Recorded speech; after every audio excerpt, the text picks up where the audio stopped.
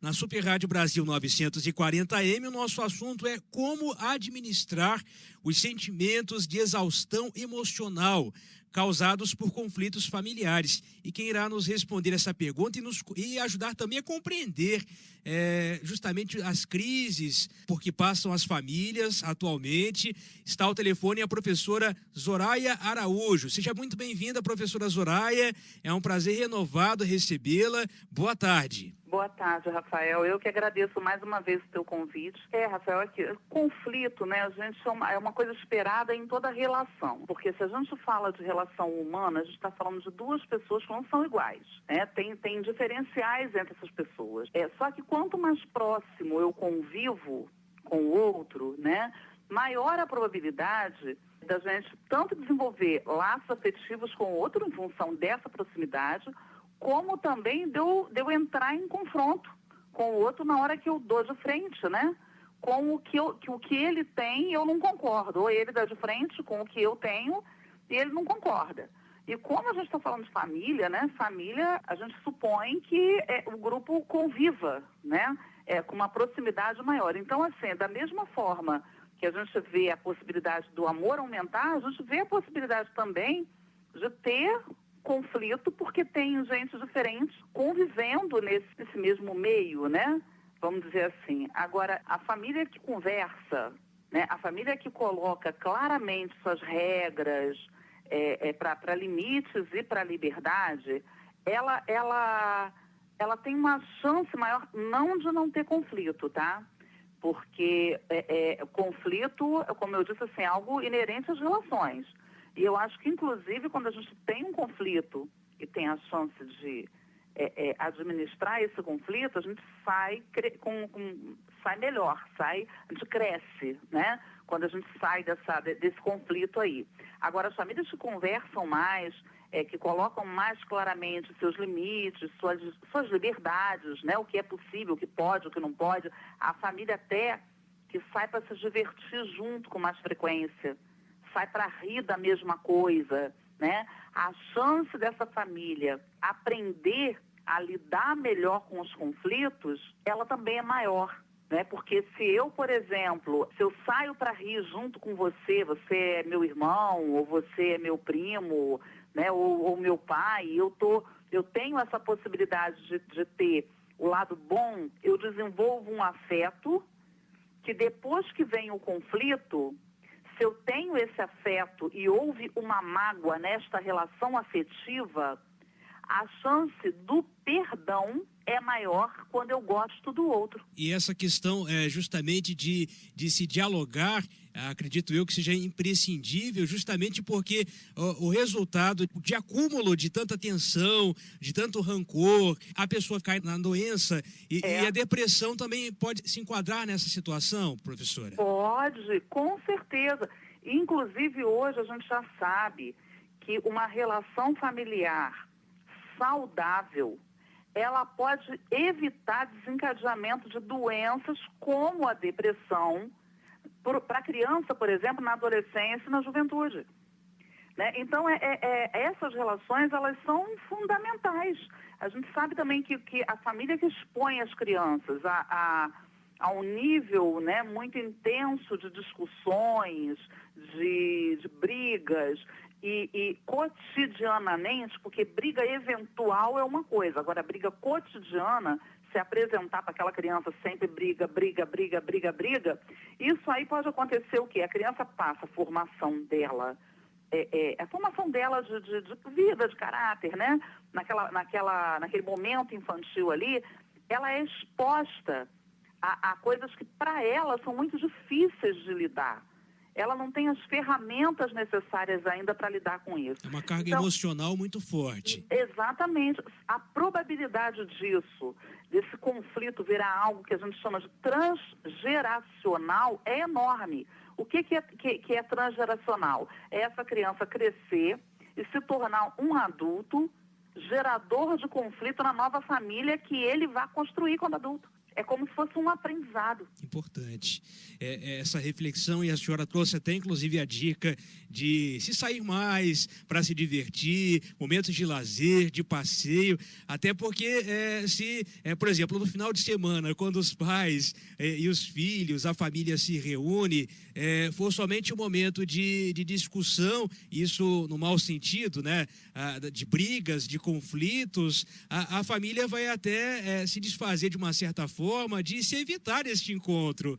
Estes momentos têm que ser cada vez mais saudáveis, não é verdade, professora Zoraia? A pessoa começa a evitar estar junto com aquele grupo, né? Não quero mais estar ali porque sempre que eu estou ali, né, alguma coisa de ruim acontece. A gente vê, às vezes, famílias onde tem um membro da família que ele, por exemplo, é muito autoritário ou é excessivamente crítico, né? E lidar com isso para o corpo familiar pode ser bastante difícil, né? Porque se eu sou crítica demais com uma pessoa, eu tanto critico, como é que isso repercute dentro do outro sujeito que está recebendo a crítica? Poxa, todas as vezes que eu estou com essa pessoa, ela me critica. Então ele começa a travar uma luta interna para tentar alcançar o padrão que o outro exige dele. E isso cansa, isso exaure o sujeito. É como se ele estivesse correndo atrás de algo que ele não alcança nunca, que ele não pega nunca. Então, quando a gente está em família, é importante o limite, a crítica, mas é muito, muito, muito importante que você elogie, que você reconheça a qualidade do outro. Isso é saudável. Isso aí constrói relações. É a água que a gente bota na florzinha para ela não murchar. Ok. Bom, professora Zoraia, quando a família, de fato, não consegue se reunir para conversar, os conflitos são cada vez mais intensos, já se observa ali uma certa gravidade no que se refere, inclusive, no desencadeamento de membros da família com depressão, ou a própria criança com depressão. É necessária uma terapia familiar, professora? Cada caso é um caso, né, Rafael? Então, assim, existem alguns casos que você não precisa de terapia, mas uma intervenção na própria família mesmo. Por exemplo, vamos nos reunir, como a gente fala assim, vamos lavar a roupa suja, né? Vamos sentar e vamos falar sobre o que está acontecendo, vamos esclarecer a situação, vamos chorar essa mágoa e esclarecer isso. Essa atitude, ela não é terapia, mas ela é terapêutica. Ela pode ajudar o sujeito a dizer o que está pensando, né? A exercitar também o ouvir a opinião do outro e a tentar botar os pingos nos is e a arrumar, organizar as suas emoções para poder continuar dentro dessa família de uma maneira emocionalmente mais saudável. Agora, quando a coisa é muito pesada, porque existem conflitos familiares e conflitos familiares, né? Porque tem conflito familiar que pode ocorrer, por exemplo, porque um membro só da família fica responsável pela organização e limpeza da casa. Aí se sente sobrecarregado, isso pode gerar um conflito. Mas é um conflito passível de ser administrado com uma conversa em família, né? Mas existem situações de conflito familiar que ocorrem em questões muito mais graves, como, por exemplo, envolve alcoolismo, né? Uso de drogas. Aí sim a gente recomenda que se busque ajuda psicológica, né? Ajuda psicoterapêutica. Porque se você já está numa degradação tão grande, às vezes a pessoa, por exemplo, tem uma pessoa que usa álcool na família, é um usuário é uma droga também, né? Uma droga lícita, mas é uma droga. E isso está desestruturando a família, gerando conflitos. Muitas vezes, quem é o dependente químico, ele não busca ajuda. E ele recusa, durante muitos anos, a buscar ajuda. Aí existe ajuda para a família conseguir lidar com a situação e não se desestruturar enquanto corpo familiar. Ok. Então, cada caso é um caso, as recomendações elas variam dependendo do contexto gerador daquele conflito ali, né? A opção da prece, da oração, do diálogo em família, esses momentos de oração no lar, que é uma tradição em muitas famílias, isso pode contribuir para a prevenção desses problemas de discussões frequentes que causam consequências tão fortes, assim como a depressão, ô professora? Eu não tenho dúvida. Existem estudos que são científicos sérios, né?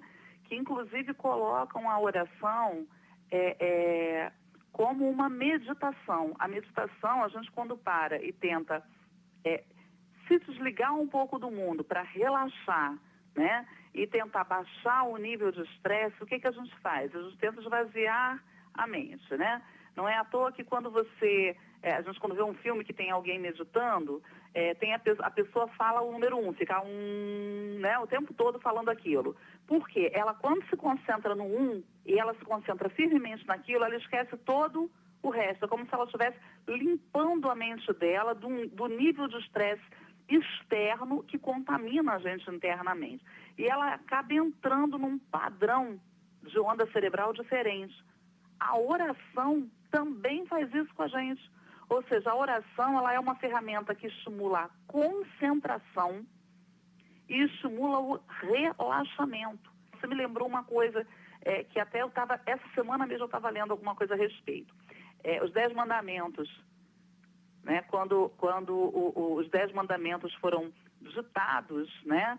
Eles, na verdade, eles foram ditados como quê? Como regras de ordem, que um povo que era um povo que estava necessitando daquela regra, um povo exausto, cansado, né, que tinha marchado 40 anos em busca de uma terra prometida, e a desordem estava reinando ali. E eles acabaram recebendo esses 10 mandamentos como uma forma de quê? De organizar o grupo onde eles estavam inseridos.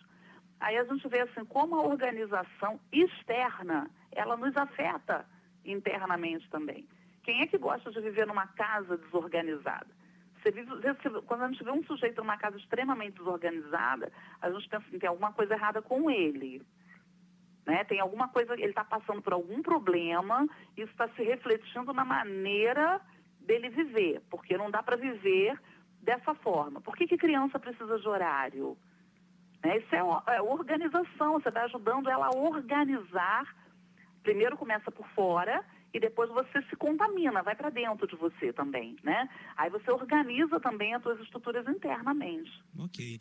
Bom, professora Zoraia, a gente agradece aqui as suas considerações, a reflexão que nós estamos fazendo nesta segunda-feira, aqui na Super Rádio Brasil, no programa Viver é Melhor, e a gente fecha assim com essa sugestão que a senhora deixou ao longo da nossa entrevista, do diálogo, né? Da preservação do diálogo, de se tirar um tempo para conversar de maneira saudável, saber escutar, saber dizer eu te perdoo, perdoar a quem justamente provocou ali uma certa ofensa, uma palavra que foi mal colocada, ter essa humildade mesmo até de dizer que errou e pedir desculpa mesmo e não deixar que esses males venham a se alastrar e provocar aquela bola de neve, o que pode resultar ali um problema de repente sério, emocionalmente e até mesmo fisicamente, não é isso, professora?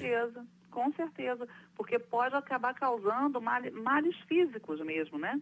A pessoa pode acabar, por exemplo, depressão abaixa a imunidade da gente.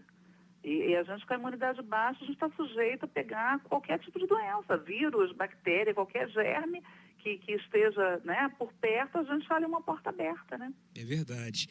Professora, obrigado mesmo pela participação e a gente deseja aí à senhora uma excelente semana de trabalho. Boa tarde, professora. Boa tarde, Rafael. Eu que te agradeço. Um abraço.